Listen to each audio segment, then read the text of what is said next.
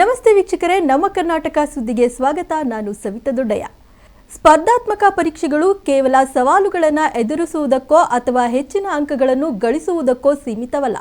ಬದಲಾಗಿ ನಾವೇನು ಎಂಬುದನ್ನು ಅರ್ಥ ಮಾಡಿಕೊಳ್ಳಲು ನೆರವಾಗುತ್ತವೆ. ಅಲ್ಲದೆ ಪ್ರಪಂಚ ಏನು ಎಂಬುದನ್ನು ತೋರಿಸಿಕೊಡುತ್ತವೆ ಎಂದು ವಿದ್ಯಾಶಂಕರ್ ಲರ್ನಿಂಗ್ ಸೆಂಟರ್ನ ಸಂಸ್ಥಾಪಕರು ಮತ್ತು ನಿರ್ದೇಶಕರಾದ ವಿದ್ಯಾಶಂಕರ್ ತುಮಕೂರಿನಲ್ಲಿ ತಿಳಿಸಿದ್ದಾರೆ.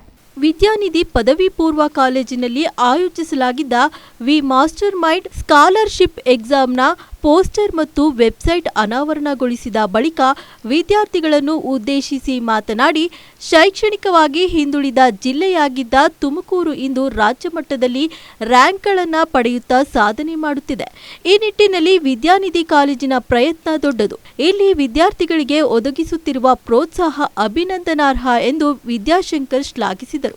We are here at the end of this We Master Meeting, all of us all together. Thank you very much, sir. I thank Shri Siddheshwar Swami. Sincere thanks to Shri Vidyashankar sir for being with us. Thank you very much, sir.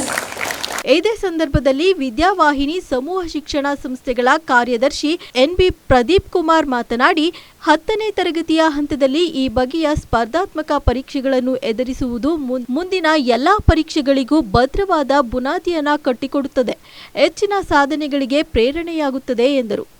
ಸ್ವಲ್ಪ easier examination, specially rural ಹೋಗ್ತಾ ಹೇಳ್ಬೋದೋ ಬೇಡವೋ, ಮೇಸ್ಟ್ರುಗಳು ಕೊನೆ ದಿನಗಳಲ್ಲಿ ಭಾಳ ಸಹಾಯ ಮಾಡ್ತಾರೆ exam ಟೈಮಲ್ಲಿ. ಈ ವರ್ಷ ಸ್ವಲ್ಪ ಬಿಗಿ ಮಾಡಿದ್ದ ಪ್ರತಿಫಲವಾಗಿ ಪಾಸಿಂಗ್ ಪರ್ಸೆಂಟೇಜೇ ರೆಡ್ಯೂಸ್ ಮಾಡಬೇಕಾಯ್ತು, ಯಾಕಂದರೆ ಮಕ್ಕಳು ಪಾಸೇ ಆಗಲಿಲ್ಲ. But whereas the second PUC and competitive examination, the theoretical part as well as the competitive examination part, the both are conducted with a very high sanctity. ಇದು ನಮ್ಮ ಸಮಾಜದ ವ್ಯವಸ್ಥೆ. ಒಂದನ್ನು ನಾವು ಅಕ್ಸೆಪ್ಟ್ ಮಾಡ್ಕೊಂಡ್ಬಿಟ್ಟಿದ್ದೀವಿ ಒಂದು ರೀತಿ, ಇನ್ನೊಂದು ರೀತಿ ಅಕ್ಸೆಪ್ಟ್ ಮಾಡ್ಕೊಂಡ್ಬಿಟ್ಟಿದ್ದೀವಿ. ಇದು ಸಾಮೂಹಿಕವಾಗಿ ನಾವು ಅಕ್ಸೆಪ್ಟ್ ಮಾಡ್ಕೊತಾರೆ. ಇದು ಯಾರಿಗೂ ಗೊತ್ತಿಲ್ಲ ಅಂತಲ್ಲ, everybody knows it. Students knows it, system knows it, the law knows it, everybody knows it. ಒಂದೊಂದ್ಸತಿ we have to bring that reformation change. ತಗೊಂಬಂದಾಗ ಡ್ರಾಸ್ಟಿಕ್ ಸ್ಟೆಪ್ಸ್ಗಳನ್ನ ನಾವು ತಗೋಬೇಕಾಗುತ್ತೆ. ಈ ನಿಟ್ಟಿನಲ್ಲಿ ಎಕ್ಸಾಮ್ಸ್ಗಳಾಗ್ತಾ ಇದ್ದಾಗ ನಾವು ಡಿಸೈಡ್ ಮಾಡಿದ್ವಿ 10 ವರ್ಷದಿಂದ. And we also have a different boards in 10th examination. 10th board ಇದೆ, CBSE ಬೋರ್ಡ್ ಇದೆ, ICSE ಬೋರ್ಡ್ ಇದೆ, ಕರೆಕ್ಟಲ್ಲ? ಸೊ ನಾವು ಹೇಗೆ ಅಡ್ಮಿಷನ್ ಕೊಡೋದು ಈ ರೀತಿ ಇದ್ದಾಗ? The students are nowhere. ಅವರಿಗೆ ಆಪ್ಷನಲ್ ಕ್ವಶನ್ ಅಂದರೆ ದ ಈಸಿಯೆಸ್ಟ್ ಕ್ವಶನ್ನು ಅಬ್ಜೆಕ್ಟಿವ್ ಕ್ವಶನ್ ಬರುತ್ತೆ ಅನ್ನೋ ಒಂದು ಕಾನ್ಸೆಪ್ಟಲ್ಲಿ 10th ಮಕ್ಕಳು ಇರ್ತಾರೆ. They do not know that objective questions are the toughest question. So they will only realise when they write a competitive examination. How do we keep a flavour of it? ಅದ್ರದ್ದೊಂದು tasting ಕೊಡೋದು, ಪೂರ್ತಿ sweet ಕೊಡೋಲ್ಲ, ಸುಮ್ಮನೆ taste ಮಾಡಲಿಕ್ಕೆ sweet ಹೇಗೆ ಕೊಡೋದು ಅಂತ ಯೋಚನೆ ಮಾಡಿದಾಗ we were able to bring this mastermind examination, and this question paper is set by the experts. We keep it as honest as possible, like we do not disclose the question papers. Even our teachers are not aware of the question papers. On the same day, the entire 6,000 students all over the district, outside of the district, they write the examination in different centers. It is done with highest integrity. There is no copying is allowed. And we form a results. Fortunately, ಆಗಲೇ madam ಹೇಳ್ತಾ ಇದ್ರು, ಇದರಲ್ಲಿ ಯಾರು topper ಬರ್ತಾರೆ, 10th board topper ಆಗಿದ್ದಾರೆ ಅಂತ. Rather I will correct it. ಅದರಲ್ಲಿ ಯಾರು ಟಾಪರ್ ಬರ್ತಾರೆ, ನಮ್ಮ ಕಾಂಪಿಟೇಟಿವ್ ಎಕ್ಸಾಮಿನೇಷನ್ ಡಿಸ್ಟ್ರಿಕ್ಟ್ ಟಾಪರ್ ಆಗ್ತಾರೆ. ನೀಟ್ ಇರ್ಬೋದು, IIT JEE ಇರ್ಬೋದು, KCET ಇರ್ಬೋದು, ಆ ಎಕ್ಸಾಮಿನೇಷನಲ್ಲಿ ಟಾಪರ್ ಆಗ್ತಾರೆ. ನಮ್ಮ ಫಸ್ಟ್ ಟಾಪರ್ ಮಾತಾಡ್ತಾ ಇದ್ದ Girija, she is the topper in the last year examination. ಅದಕ್ಕಿಂತ ಮುಂಚೆ ಅವಳ senior Sirikonda, she was the topper in the other last year examination, and she is going to write the second PUC examination 2025ನಲ್ಲಿ. I will say it on record, Tumakuru topper ಅಂತೂ default ಸಿರಿನೇ. There is no doubt in that. Probably we are looking at Karnataka topper ಆದರೂ ಆಗ್ಬೋದು ಅಂತ. ಅಂದರೆ that's a power of this master mind examination. Whoever becomes a topper in this examination, it is already declared results. ಮುಂದೆ ಬರೋ KCET, IIT JEE Advanced, NEET ಎಕ್ಸಾಮ್ನಲ್ಲಿ ಮಕ್ಕಳು toppers ಆಗ್ತಾರೆ ಅಂತ. V master mind scholarship ಪರೀಕ್ಷೆಯನ್ನು ಕರ್ನಾಟಕದಾದ್ಯಂತ 10ನೇ ತರಗತಿಯ ವಿದ್ಯಾರ್ಥಿಗಳು ತೆಗೆದುಕೊಳ್ಳಬಹುದಾಗಿದೆ. ವೆಬ್ಸೈಟ್ ಮೂಲಕ ವಿದ್ಯಾರ್ಥಿಗಳು ನೋಂದಣಿ ಮಾಡಿಕೊಳ್ಳಬಹುದು. ಪ್ರಥಮ ಸ್ಥಾನ ಪಡೆಯುವ 5 ಮಂದಿ ವಿದ್ಯಾರ್ಥಿಗಳಿಗೆ ತಲಾ 50,000, ದ್ವಿತೀಯ ಸ್ಥಾನ ಪಡೆಯುವ 5 ಮಂದಿ ವಿದ್ಯಾರ್ಥಿಗಳಿಗೆ ತಲಾ 30,000 ಹಾಗೂ ತೃತೀಯ ಸ್ಥಾನ ಪಡೆಯುವ 5 ಮಂದಿ ವಿದ್ಯಾರ್ಥಿಗಳಿಗೆ ತಲಾ 20,000 ಸ್ಕಾಲರ್ಶಿಪ್ ಲಭಿಸಲಿದೆ. ರಾಜ್ಯಾದ್ಯಂತ ವಿವಿಧ ಸೆಂಟರ್ಗಳಲ್ಲಿ ಈ ಪರೀಕ್ಷೆ ನಡೆಯಲಿದ್ದು, ಪರಿಣಿತ ಶಿಕ್ಷಕ ವೃಂದವು ಪ್ರಶ್ನಾ ಪತ್ರಿಕೆಯನ್ನು ರೂಪಿಸಲಿದೆ. ಅತ್ಯಂತ ಪಾರದರ್ಶಕವಾಗಿ ನಡೆಯುವ ಈ ಪರೀಕ್ಷೆಯಲ್ಲಿ ಹೆಚ್ಚಿನ ವಿದ್ಯಾರ್ಥಿಗಳು ನೋಂದಣಿ ಮಾಡಿಕೊಂಡು ಪ್ರಯೋಜನವನ್ನು ಪಡೆಯಲು ಕೋರಲಾಗಿದೆ. ಹೆಚ್ಚಿನ ಮಾಹಿತಿಗಾಗಿ 9844857419 9380345722 7019781264 ಈ ಸಂಪರ್ಕ ಸಂಖ್ಯೆಗೆ ಸಂಪರ್ಕಿಸಬಹುದು. ಕಾರ್ಯಕ್ರಮದಲ್ಲಿ ವಿಟೆಕ್ನೋ ಸಂಯೋಜಕಿ Nandini V master mind scholarship ಪರೀಕ್ಷೆಯ ಕುರಿತು ಮಾಹಿತಿ ನೀಡಿದರು. ಭಾರತೀಯ ಹವಾಮಾನ ಇಲಾಖೆ ವರದಿಯಂತೆ ಜಿಲ್ಲೆಯಲ್ಲಿ ಇನ್ನೆರಡು ದಿನಗಳಲ್ಲಿ ಭಾರೀ ಮಳೆಯಾಗುವ ಸಾಧ್ಯತೆ ಇರುವುದರಿಂದ ಯೆಲ್ಲೋ ಅಲರ್ಟ್ ಘೋಷಿಸಲಾಗಿದೆ. ಈ ಹಿನ್ನೆಲೆಯಲ್ಲಿ ಸಂಬಂಧಪಟ್ಟ ಅಧಿಕಾರಿಗಳು ಮುನ್ನೆಚ್ಚರಿಕೆ ಕ್ರಮ ಕೈಗೊಳ್ಳಬೇಕೆಂದು ತುಮಕೂರು ಡಿಸಿ ಸೂಚಿಸಿದ್ದಾರೆ. ಜಿಲ್ಲಾ ವಿಪತ್ತು ನಿರ್ವಹಣಾ ಪ್ರಾಧಿಕಾರದ ಅಧ್ಯಕ್ಷರೂ ಆಗಿರುವ ಶುಭಾ ಕಲ್ಯಾಣ್ ಗೂಗಲ್ ಮೀಟ್ ಮೂಲಕ ಮಾತನಾಡಿ, ಮಳೆಯಿಂದ ಯಾವುದೇ ಜನ ಜಾನುವಾರುಗಳಿಗೆ ಜೀವಹಾನಿಯಾಗದಂತೆ ನದಿ, ಹಳ್ಳ, ಕೆರೆ ದಡಗಳಲ್ಲಿ ಬಟ್ಟೆ ತೊಳೆಯುವುದು, ಈಜಾಡುವುದು, ದನಕರುಗಳನ್ನು ಮೇಯಿಸುವುದು ಹಾಗೂ ಅಪಾಯವಿರುವ ಸೇತುವೆಗಳ ಮೇಲೆ ಸಂಚರಿಸುವುದು ಮತ್ತು ಇತರೆ ಚಟುವಟಿಕೆ ನಡೆಸದಂತೆ ಕ್ರಮ ವಹಿಸಬೇಕೆಂದು ಅಧಿಕಾರಿಗಳಿಗೆ ಸೂಚನೆ ನೀಡಿದ್ದಾರೆ. ನದಿ ದಡಗಳಲ್ಲಿ ಅಪಾಯವಿರುವ ಸೇತುವೆಗಳಲ್ಲಿ ಫೋಟೋ, ಸೆಲ್ಫಿಗಳನ್ನು ತೆಗೆಯದಂತೆ ಯುವಕ ಯುವತಿಯರಿಗೆ ಮತ್ತು ಸಾರ್ವಜನಿಕರಿಗೆ ತಿಳಿ ಹೇಳಬೇಕು. ಭಾರೀ ಮಳೆ ಪ್ರವಾಹದಿಂದ ಯಾವುದೇ ಅಹಿತಕರ ಘಟನೆಯಾಗದಂತೆ ಪ್ರತಿ ಗ್ರಾಮಗಳಲ್ಲಿ ಡಂಗೂರ ಸಾರಬೇಕು ಹಾಗೂ ಧ್ವನಿವರ್ಧಕದ ಮೂಲಕ ಜಾಗೃತಿ ಮೂಡಿಸಬೇಕು ಎಂದು ಗ್ರಾಮ ಆಡಳಿತ ಅಧಿಕಾರಿಗಳಿಗೆ ತಿಳಿಸಿದ್ದಾರೆ. ಟಾಟಾ ಸುಮೋ ಹಾಗೂ ಲಾರಿ ನಡುವೆ ಭೀಕರ ರಸ್ತೆ ಅಪಘಾತವಾಗಿ ಮೂವರು ದಾರುಣವಾಗಿ ಸಾವನ್ನಪ್ಪಿರುವ ಘಟನೆ ಚಿಕ್ಕಬಳ್ಳಾಪುರ ತಾಲೂಕಿನ ಸೆಟ್ ದಿನ್ನೆ ಗೇಟ್ ಬಳಿ ರಾಷ್ಟ್ರೀಯ ಹೆದ್ದಾರಿಯಲ್ಲಿ ನಡೆದಿದೆ. ಮೃತರನ್ನು ರಜಿಯಾ ಶಾಹೀನ್ ಹಾಗೂ ಮೆಹಿಮುದುಲ್ ಮೊಲ್ಸಾನಾ ಶಾಹನ್ ಎಂದು ಗುರುತಿಸಲಾಗಿದ್ದು, ಇನ್ನು ನಾಲ್ವರ ಸ್ಥಿತಿ ಗಂಭೀರವಾಗಿದೆ ಎಂದು ತಿಳಿದು ಬಂದಿದೆ. ಆಸ್ಪತ್ರೆಗೆ ಸಾಗಿಸುವ ಮಾರ್ಗ ಮಧ್ಯೆ ಮೂವರು ಸಾವನ್ನಪ್ಪಿದ್ದಾರೆ. ಕೋಲಾರದಿಂದ ಟಾಟಾ ಸುಮೋ ಕಾರಿನಲ್ಲಿ ಪೆನಗೊಂಡ ದರ್ಗಾ ಕಡೆಗೆ ಪ್ರಯಾಣಿಸುತ್ತಿದ್ದ ವೇಳೆ ಲಾರಿಯನ್ನು ಓವರ್ಟೇಕ್ ಮಾಡಲು ಹೋದ ಕಾರು ಚಾಲಕ ನಿಯಂತ್ರಣ ತಪ್ಪಿ ಈ ಅಪಘಾತ ನಡೆದಿರುವ ಶಂಕೆ ಇದೆ. ಗಾಯಾಳುಗಳನ್ನು ಸಮೀಪದ ಆಸ್ಪತ್ರೆಗೆ ದಾಖಲಿಸಿ ಚಿಕಿತ್ಸೆ ನೀಡಲಾಗುತ್ತಿದೆ. ಅಪಘಾತದಲ್ಲಿ ಮೃತಪಟ್ಟವರನ್ನು ಬಿಹಾರ್ ಮೂಲದವರು ಎಂದು ತಿಳಿದು ಬಂದಿದ್ದು, ಕೋಲಾರದ ದರ್ಗಾದಲ್ಲಿ ಕೆಲಸ ಮಾಡುತ್ತಿದ್ದರು. ಇಂದು ಕುಟುಂಬ ಸಮೇತ ಪೆನುಗೊಂಡ ಕಡೆಗೆ ತೆರಳುತ್ತಿದ್ದಾಗ ಈ ದುರಂತ ನಡೆದಿದೆ. ಚಿಕ್ಕಬಳ್ಳಾಪುರ ಗ್ರಾಮಾಂತರ ಠಾಣಾ ವ್ಯಾಪ್ತಿಯಲ್ಲಿ ಅಪಘಾತ ಸಂಭವಿಸಿದೆ.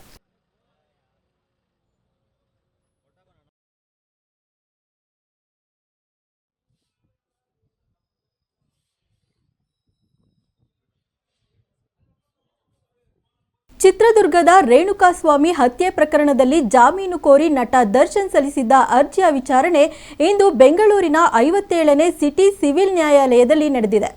ಈ ಪ್ರಕರಣದಲ್ಲಿ ಬಂಧನಕ್ಕೊಳಗಾಗಿ 100 ದಿನಗಳ ಬಳಿಕ ಮತ್ತು ಚಾರ್ಜ್ ಶೀಟ್ ಸಲ್ಲಿಕೆಯಾದ 2 ವಾರಗಳ ಬಳಿಕ ದರ್ಶನ್ ಜಾಮೀನು ಅರ್ಜಿ ಸಲ್ಲಿಸಿದರು.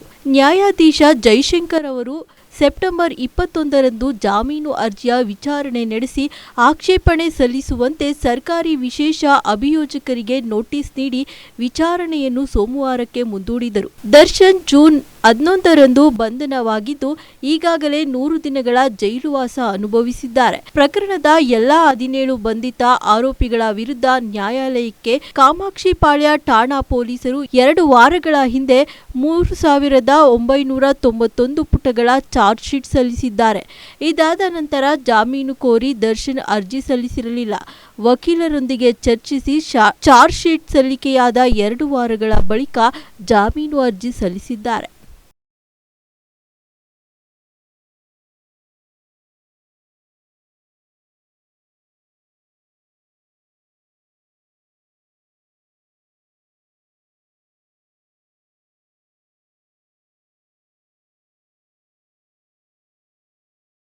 ಹಿಂದಿನ ಸರ್ಕಾರದ ಅವಧಿಯಲ್ಲಿ ತಿರುಪತಿ ತಿರುಮಲದ ಪ್ರಸಿದ್ಧ ವೆಂಕಟೇಶ್ವರ ದೇವಾಲಯದ ಲಡ್ಡು ಪ್ರಸಾದದಲ್ಲಿ ಪ್ರಾಣಿಜನ್ಯ ಕೊಬ್ಬಿನಂಶ ಬಳಸಲಾಗಿದೆ ಎಂಬ ಆರೋಪದ ಹಿನ್ನೆಲೆಯಲ್ಲಿ ಇಂದು ಬೆಳಗ್ಗೆಯಿಂದ ದೇವಾಲಯದಲ್ಲಿ ಶಾಂತಿ ಹೋಮ, ಶುದ್ಧೀಕರಣ, ಧಾರ್ಮಿಕ ಚಟುವಟಿಕೆಗಳು ನಡೆಯುತ್ತಿದೆ.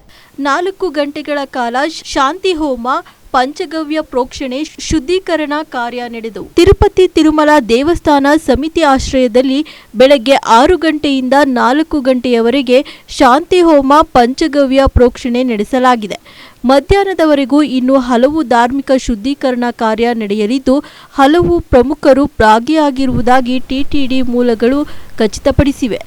ಈ ಆಚರಣೆಗಳು ಕೆಟ್ಟದ್ದನ್ನು ನಿವಾರಿಸುತ್ತದೆ ಮತ್ತು ಭಕ್ತರ ಯೋಗಕ್ಷೇಮದ ಜೊತೆಗೆ ಲಡ್ಡೂನ ಪವಿತ್ರತೆಯನ್ನು ಪುನರ್ ಸ್ಥಾಪಿಸುತ್ತದೆ ಎಂದು ಟಿಟಿಡಿ ಕಾರ್ಯನಿರ್ವಾಹಕ ಅಧಿಕಾರಿ ಜೆ ಶ್ಯಾಮಲಾರಾವ್ ಹೇಳಿದ್ದಾರೆ.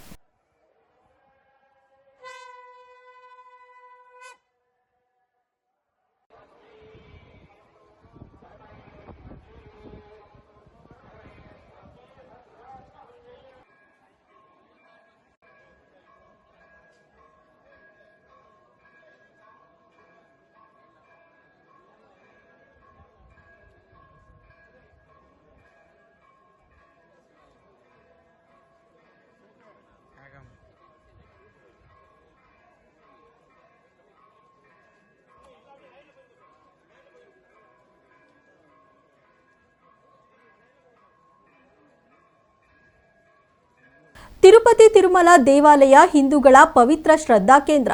ದೇಗುಲದಿಂದ ನೀಡುವ ಲಡ್ಡು ಪ್ರಸಾದದಲ್ಲಿ ಪ್ರಾಣಿಗಳ ಕೊಬ್ಬು ಬಳಸಲಾಗುತ್ತಿತ್ತು ಎಂಬುದರ ಬಗ್ಗೆ ಸರ್ಕಾರ ಸಮಗ್ರ ತನಿಖೆ ಕೈಗೊಳ್ಳಬೇಕು ಎಂದು ಮಂತ್ರಾಲಯ ಮಠದ ಪೀಠಾಧಿಪತಿ ಸುಬುಧೇಂದ್ರ ತೀರ್ಥರು ಆಗ್ರಹಿಸಿದ್ದಾರೆ.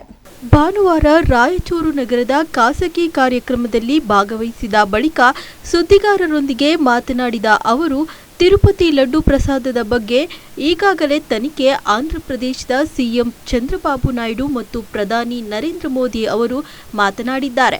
ಈ ತಪ್ಪು ಯಾರೇ ಮಾಡಿದರೂ ಖಂಡನೀಯ. ಭಕ್ತರ ಶ್ರದ್ಧಾ ಕೇಂದ್ರದಲ್ಲಿ ಈ ರೀತಿ ನಡೆದಿರುವುದು ಅತ್ಯಂತ ಹೇಯ ಮತ್ತು ಅಪಚಾರ. ತಪ್ಪಿತಸ್ಥರಿಗೆ ಕಾನೂನಾತ್ಮಕ ಶಿಕ್ಷೆಯಾಗಬೇಕು ಎಂದು ಒತ್ತಾಯಿಸಿದ್ದಾರೆ.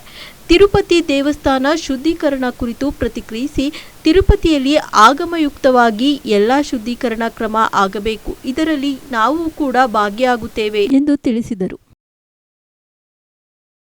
ಯುವ ಚೆಸ್ ತಾರೆಯರನ್ನೊಳಗೊಂಡ ಭಾರತದ ಪುರುಷ ಮತ್ತು ಮಹಿಳೆಯರ ತಂಡಗಳು 45ನೇ ಆವೃತ್ತಿ ಚೆಸ್ ಒಲಿಂಪಿಯಾಡ್ನಲ್ಲಿ ಭಾನುವಾರ ಚೊಚ್ಚಲ ಸ್ವರ್ಣ ಪದಕ ಜಯಿಸುವ ಮೂಲಕ ಐತಿಹಾಸಿಕ ಸಾಧನೆ ಮಾಡಿವೆ.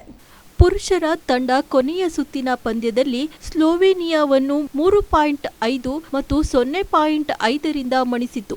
ಮಹಿಳಾ ತಂಡ ನಿರ್ಣಾಯಕ ಸುತ್ತಿನಲ್ಲಿ ಅಜರ್ಬೈಜಾನ್ ವಿರುದ್ಧ 3.5, 0.5 ಅಂತರದಿಂದ ಜಯ ಸಾಧಿಸಿ ಸ್ವರ್ಣ ಪದಕ ಗೆದ್ದುಕೊಂಡಿತು.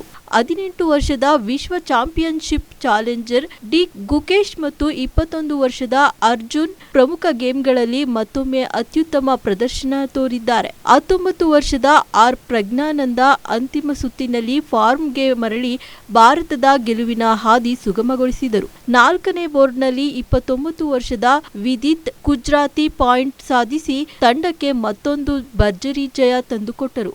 ಸ್ಲೋವೇನಿಯಾದ ವ್ಲಾಡಿಮಿರ್ ಫೆಡೋಸಿ ಗ್ರ್ಯಾಂಡ್ ಮಾಸ್ಟರ್ ಗುಕೇಶ್ ಅದ್ಭುತ ತಂತ್ರಗಾರಿಕೆಯಿಂದ ಗೆದ್ದು ಬೀಗಿದರು. ಅಚ್ಚರಿಯ ಸೆಂಟರ್ ಕೌಂಟರ್ ಡಿಫೆನ್ಸ್ ಆಟದಿಂದ ಜಾನ್ ಸುಬೇಲಿ ವಿರುದ್ಧ ಅರ್ಜುನ್ ಎರಿಗೈಸಿ 3ನೇ ಬೋರ್ಡ್ನಲ್ಲಿ ಗೆದ್ದರು. ಆಂಟಿನ್ ಡೆಮ್ಚೆಂಕೋ ವಿರುದ್ಧ ಆರ್ ಪ್ರಜ್ಞಾನಂದ ಭರ್ಜರಿ ಗೆಲುವು ಕಂಡರು.